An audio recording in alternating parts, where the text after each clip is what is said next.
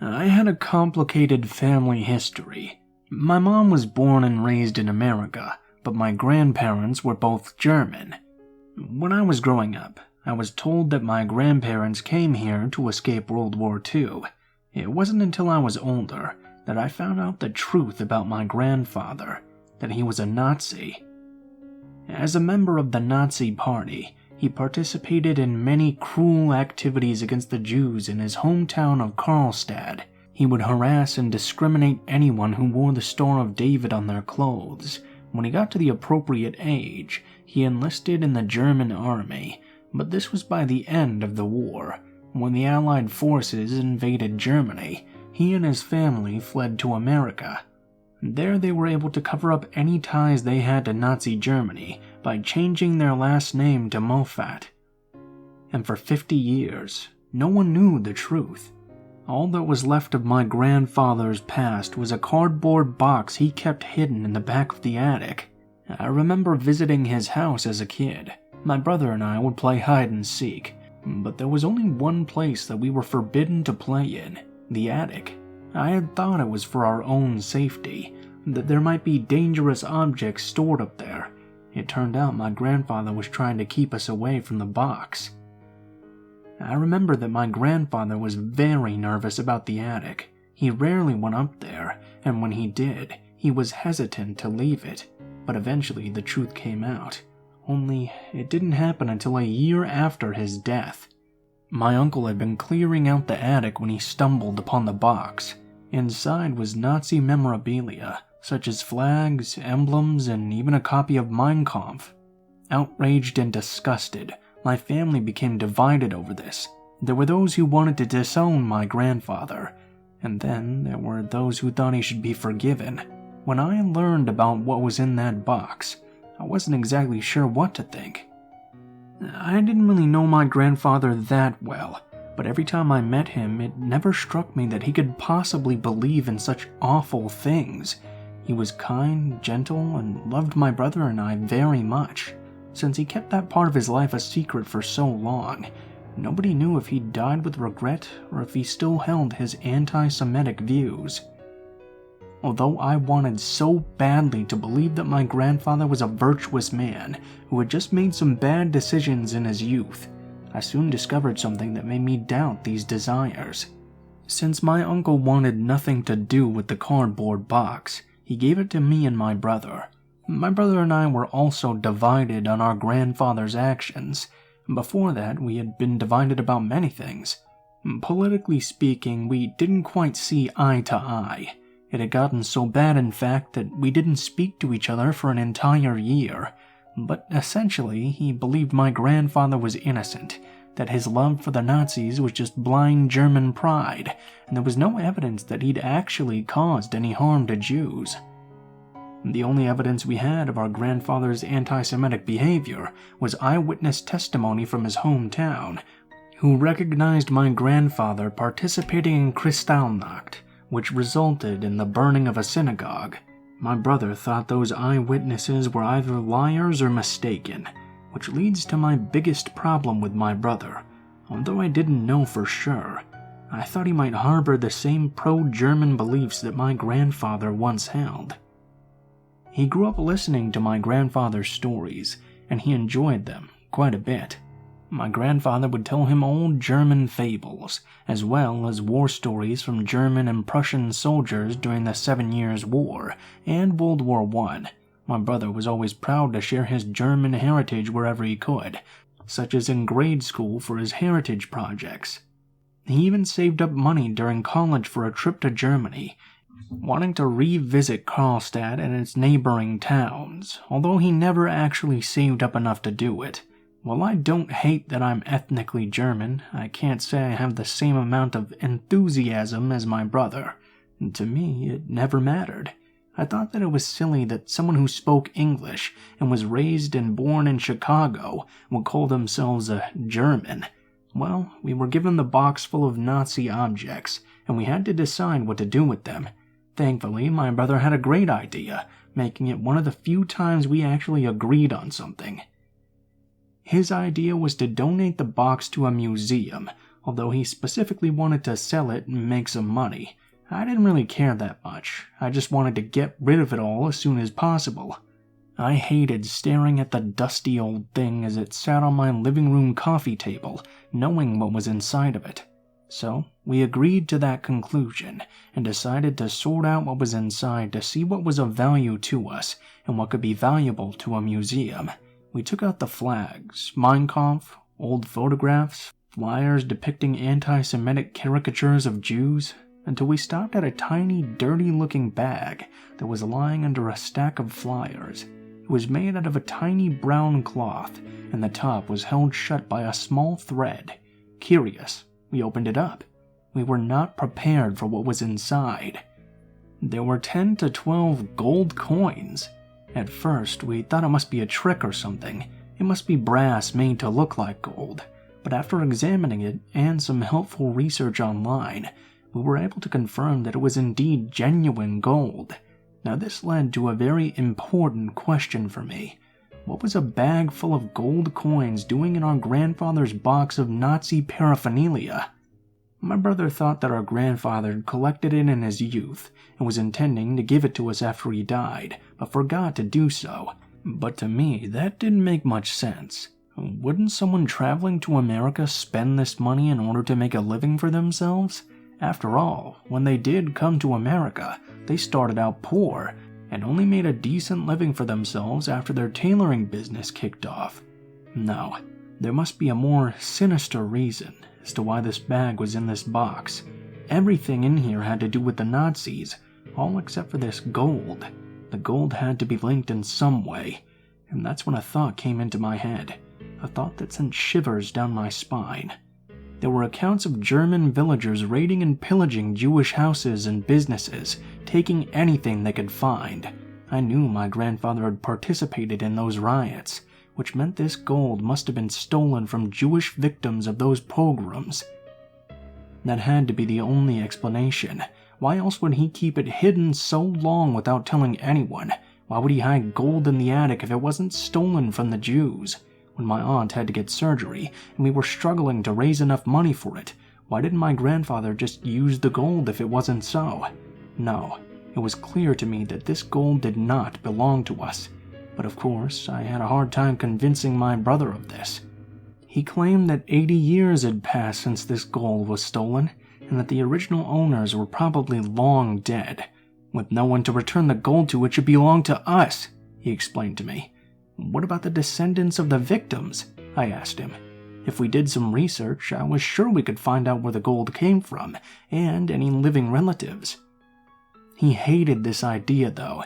He hated that I was trying to be noble. He ranted about how he deserved the money more than some old prune in Germany, how the past should be left in the past. Basically, he was saying anything he could in order to hold on to this gold. Every time he did, though, I reminded him that this was genuine blood money. He scoffed at every remark I made, and every time I tried to pull the bag away from him, he pulled back harder. This argument went on for the rest of that day, to a point where I just couldn't take it anymore. I was sick of the box, sick of my brother, sick of Germany. I caved in and gave up. I said, "Hey, fine, take the gold." I wanted nothing to do with any of it anymore. He became overjoyed when I gave up, and left my living room with the box under his arm and a skip in his step. I poured myself a glass of whiskey and sat in my chair, thinking for the rest of that day of the decision I had made, and whether or not it had been the right choice. I don't remember going to bed that night. I think I fell asleep in my chair. I called my girlfriend up the next day and told her what happened. She was rightfully upset at what I'd done, saying I shouldn't have just let Damien take the gold. I tried to explain to her my situation, about how bad this whole Nazi thing had gotten. My entire family hated each other because of where they stood on the issue. I just wanted this nightmare to end, and for everything to go back to normal. Back when my brother and I didn't argue about politics all the time. Back when my grandmothers would bake cakes side by side with each other in the kitchen. Back when our kid cousins would play in the front yard while my aunts and uncles watched them, having a good laugh at fantasies about who would become the athlete and who would become the artist. All of that had just vanished when we discovered the box. And so it was for a few days. During that time, no one had heard from my brother. I figured he was doing his best to keep the gold a secret. I hope it was something else. Maybe in a moment of confusion he'd lost the box, and my wish could potentially come true. But that's not what happened. Although I didn't expect what would happen next. It was late on a Wednesday night, and I was fast asleep in my bed when the phone rang.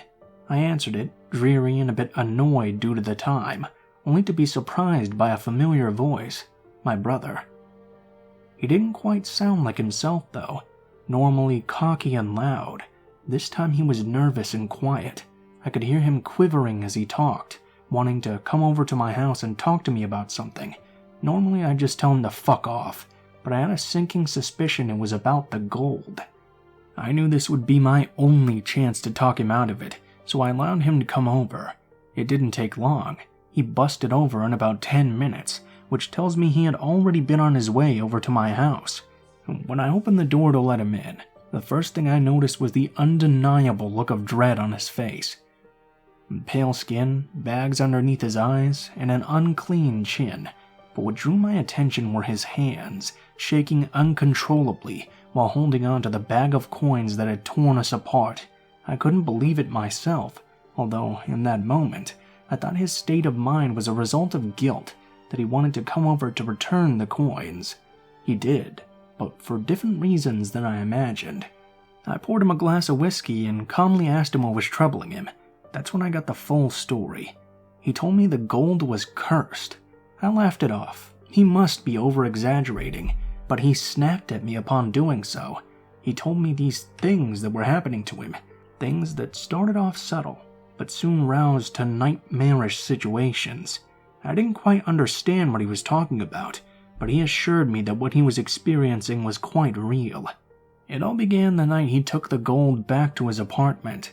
He was excited about the potential wealth he would inherit after he converted the gold into cash. He looked up online where he could do such a thing, searching all of the local pawn shops and jewelry stores, trying to find the best deal for the coins. That's when the temperature in his room started to change. He described it as going from a comfortable summer's night to a breezy winter's day.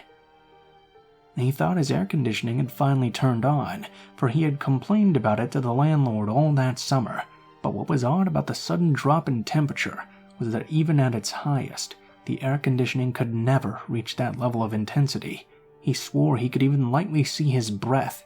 In addition, the air conditioner made a rattling sound whenever it turned on. There was no such sound in that moment. So if the cold air wasn't coming from the air conditioning, then where was it coming from? His next theory was that he'd accidentally left a window open somewhere in his apartment, and a draft was flowing into the room. He checked all of the rooms though, and there wasn't a single open window. For some reason, his apartment continued to drop to an even more uncomfortably low temperature. Though it confused him, for now it was nothing a few extra layers of clothes and blankets couldn't fix.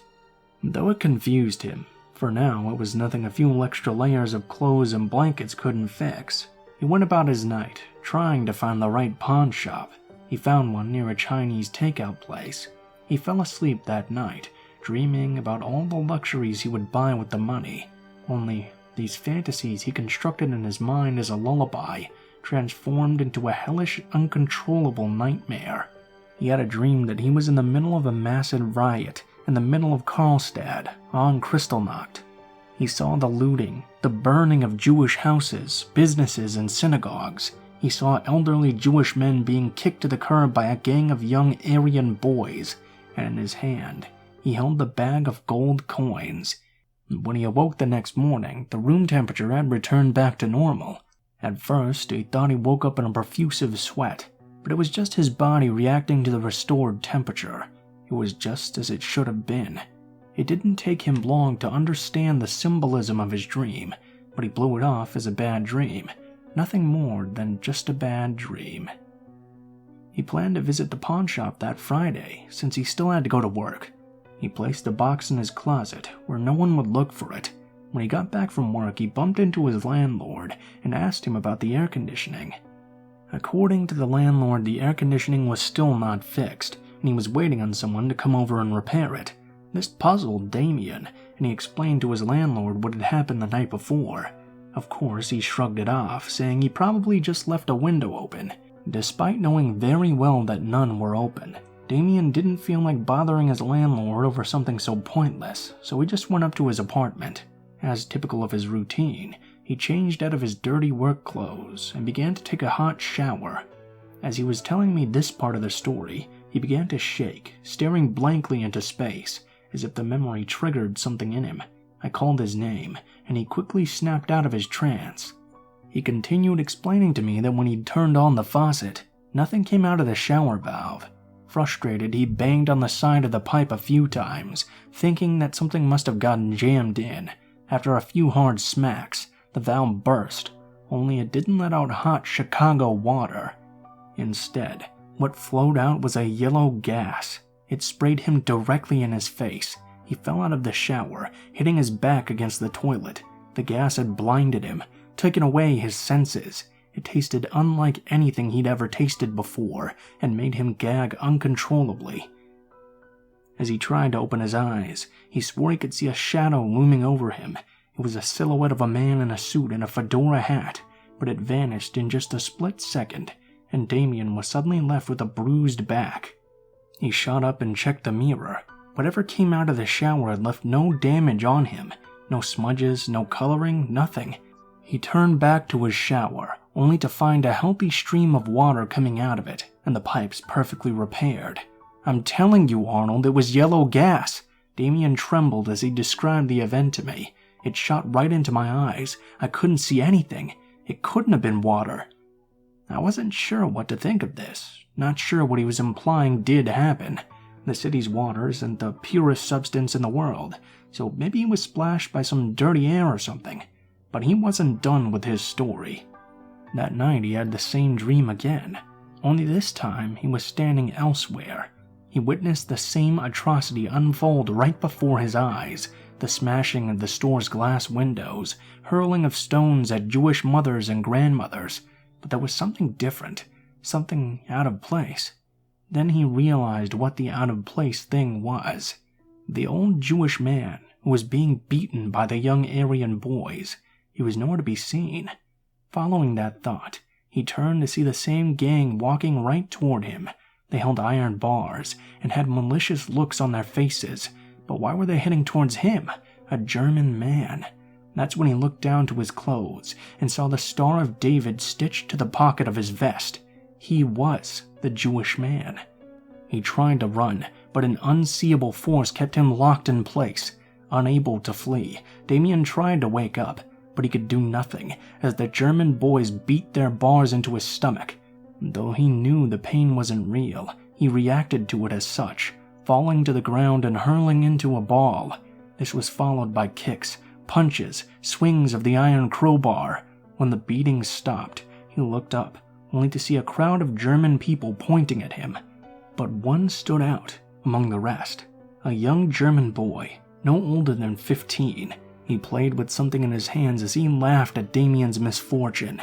It was in that moment that Damien knew what he was holding, the bag of money. That boy was our grandfather. That's when he woke up. It was the dead of night, 3 a.m. to be exact. Damien was overcome with emotion, fear, anger, sadness, but mostly joy, thankful that he was finally out of that hellscape. But a familiar feeling drifted across his skin, one that made him shiver. The room was dead cold once again. Damien looked around the room for an open window, for which there was none. He turned to the door leading out of his bedroom, thinking it must be open. It was not. The air conditioning was not on, and he remembered it was blazing hot before he'd gone to bed. Something wasn't right. That's when he saw them. They drifted out of the darkness, transparent and hidden in low opacity, but their faces could be made out. More distinctly, their clothes. These men wore striped shirts and pants. They were scrawny, pale, barely able to stand. There must have been 15 of them, all circling his bed, staring at Damien. He tried to flee, but he was frozen in place. The Star of David stood out on their transparent bodies like a yellow hue. These men did not do anything but stare at him. They all had a look of utter hopelessness in their eyes. All the joy, happiness, comfort, and pleasure in their life were sucked away, leaving only skeletons behind, and Damien had to lay there and watch them. What was probably only a few minutes felt like hours. It ended with the men turning around and vanishing back into the darkness, but one of them stayed behind. This one was standing behind the others, but he was just as quiet and miserable as they were. This one looked familiar. This was the old Jewish man who had been beaten next to his store by the gang of young Aryans, the old man my grandfather had stolen the coins from. He walked back into the darkness like the others, and in doing so, set my brother free. The first thing he did was to jump out of bed, run over to his closet, grab the gold coins, and run over to my house, only to call me up halfway there on a cell phone. He ended his story holding his barely sipped whiskey glass. He was looking down at the ground. All throughout the story, I couldn't believe what I was seeing, nor hearing. I had never seen my brother like this. He always tried to be the tough guy, the edgy, eats bricks for breakfast type of dude, and yet here he was scared, whimpering, and confused. Whether or not what he actually saw happened, I don't know. It seems appropriate that what he experienced was subconscious, guilt-ridden dreams and delusions, but what mattered the most was what he got out of it. I told him we had to return the gold to its rightful owner. He stopped for a moment, stared down at the bag, and finally, he nodded. It was a bit of a hassle, but we managed to find the rightful owner of the gold. Their name is Kurtzberg. They lived in Paris, where the family had moved to after being liberated from a concentration camp.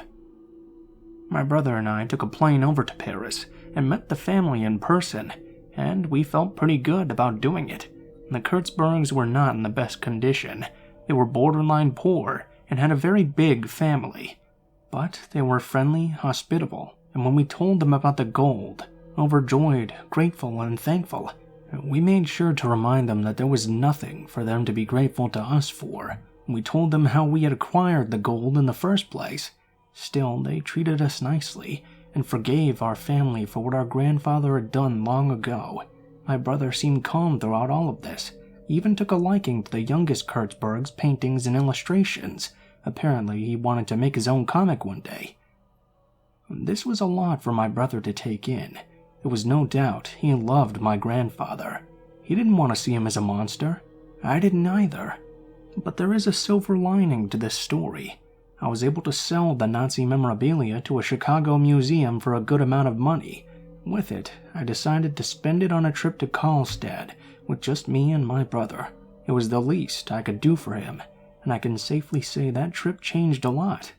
I got along well with Damien, and we began having civil conversations about the things we usually disagreed with. Rather than our normal shouting spasms, though, we agreed gently to disagree. And you know what? Being there in the heart of Germany, looking out at the gorgeous hills, the 300-year-old architecture, and the warm, loving people who had moved on from its tragic past, I felt a little bit of pride about my German heritage, the heritage I had left neglected for so long. There's one more part of the story I should add. It didn't change my mind about anything that had happened, but it still puzzles me to this day. Of course, Damien and I were curious about who the gold coins had originally belonged to. The Kurtzbergs showed us their family tree, which led us to their great-grandfather, the supposed man whom my grandfather had stolen from. It wasn't the information itself that shocked me, but my brother's reaction to it.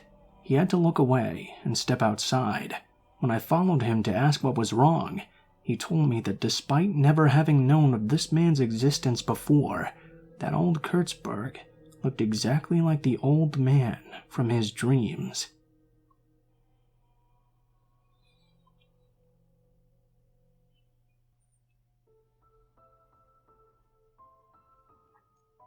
What is up, guys? Blue Spooky here, as always. Thank you guys so much for watching, especially if you made it this far to the end of the video. As always, please be sure to like, share, and subscribe if you feel so inclined. If you have any criticisms on how I can make the videos better, or any thoughts about it in general, please be sure to leave your thoughts in the comments below.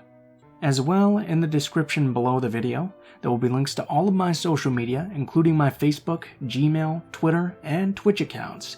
If you guys want to chat, please be sure to send me a message on any of those. I'll try to get back to you as soon as possible. Please be forewarned though that I tend to go on Facebook less than the others, so it may take me a little bit longer to respond to you. If you want to send in a story, or you have a story that you'd like to be read, please be sure to take a look at the description and send me a message on any one of those sites. If you do decide to send in a story, please be sure to include the name of the story if it has one, the theme of the story if it has one as well, and how you would like to be credited in the video the story appears in, and how you would like to be credited in the description of the video the story appears in. And please be sure to include as much detail as you are comfortable with, and make sure to follow proper grammar at least a little bit. That way it will be easier for me to read, and it will also be long enough to put into a video.